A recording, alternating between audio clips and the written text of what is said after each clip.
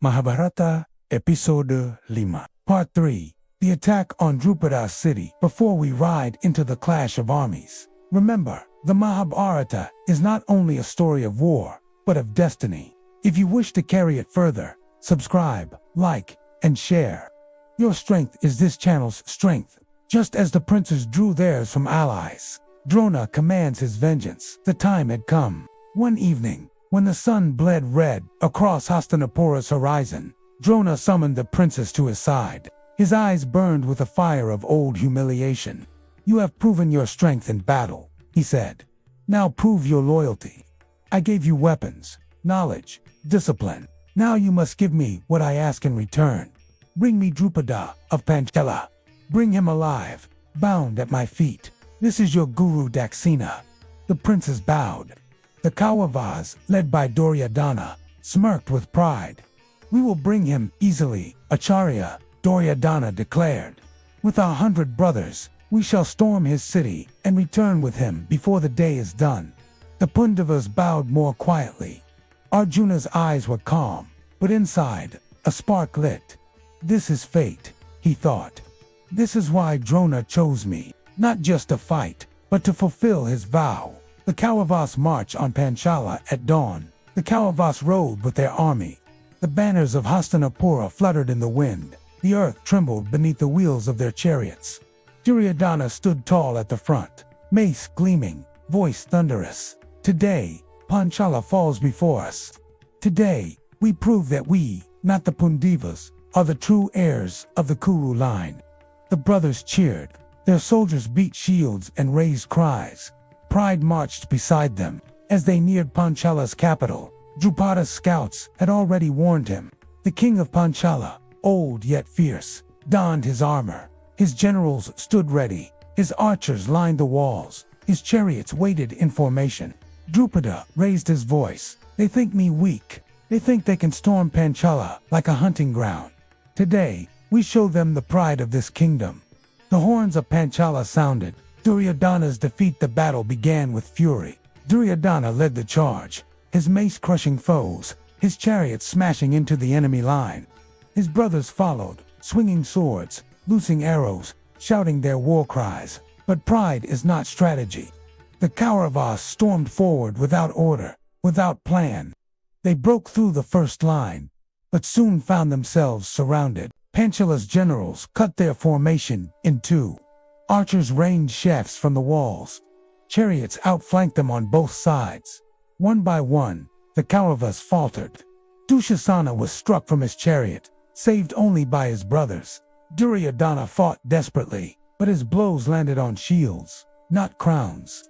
The soldiers of Panchala roared, "Drive them back! Show them our strength!" By dusk, the Kauravas fled, bloodied and beaten, their pride shattered. Duryodhana's face burned with shame. How could this be? We are the sons of Dhritarashtra. How could we fall before Drupada? But fall they had. The Pandavas prepare. When word of the Kauravas' defeat reached Drona, his face did not soften with pity. He summoned the Pandavas. "Now it is your turn," he said, his eyes fixed on Arjuna. "Do not fail me. Show them what true disciples are." The Pandavas bowed as one. Yudhishthira spoke calmly. "We will not fight for pride, HRE, but for duty. Your vow is ours."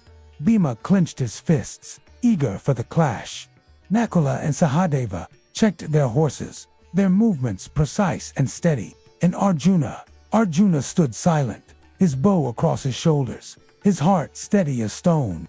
Arjuna's strategy in battle. As dawn broke, the Pandavas rode. Their army was smaller than the Kauravas, but their hearts were united. When they reached Panchala, Drupada's soldiers mocked them.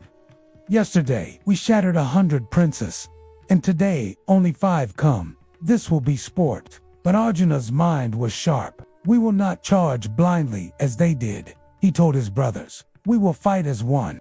Strike swift, strike where they are weakest, and never break formation." The horns sounded. Bhima led the first assault, his mace scattering soldiers like stalks of grass.